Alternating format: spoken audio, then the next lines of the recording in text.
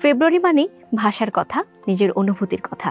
সেই অনুভূতির জায়গা থেকে আমি একটি কবিতা আবৃত্তি করব। কবিতা মানুষের জীবন সম্পর্কে খুব সুন্দরভাবে উপলব্ধি করতে শেখায়।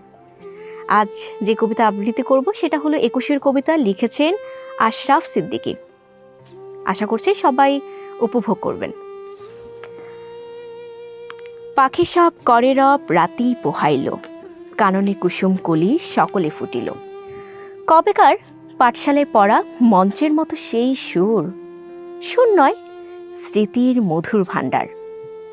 সেই আমার দেশ, মাঠ, বন, নদী, আমার দেশের জারি সারি ভাটিয়ালি মুর্শিদি, আরও কত সুরের সাথে মিশে আছে আমার মায়ের মুখ, আমার মায়ের গাওয়া কত না গানের কলি।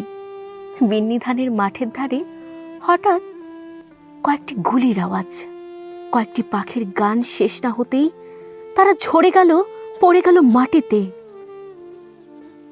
সেই শোকে কালবৈশাখীর ঝড় উঠল আকাশে, মাঠ কাঁপলো, ঘাট কাঁপলো, বাট কাঁপলো, হাট কাঁপলো, বন কাঁপলো, শোন কাঁপলো। ইতিহাস থমকে দাঁড়িয়ে লিখে নিল সব। তাই তো অজস্র পাখির কলতানে আজ দিগন্ত মুখর।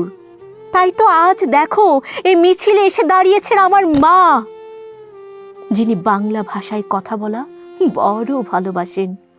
কথায় কথায় কত কথা, কত রূপকথা, আর ছড়ার ছন্দে মিষ্টি সুরে ফুল ছড়ান। তিনি এখনো এই মিছিলে গুন গুন করে গাইতে পারেন। পাখি সব করে রব রাতি পোহাইল, কাননে কুসুম কলি সকলে ফুটিল। রাখাল গরুর পাল লয়ে যায় মাঠে, শিশুগণ দেয় মন নিজ নিজ পাঠে। ধন্যবাদ সবাইকে আমার কবিতাটি মন দিয়ে শোনার জন্য। আমাদের পরবর্তী আয়োজন অবশ্যই উপভোগ করবেন এবং আমি পরের দিন আরও নতুন কিছু নিয়ে আসবো আপনাদের সামনে। আশা করছি ভালো লাগবে। ততক্ষণ পর্যন্ত ভালো থাকবেন।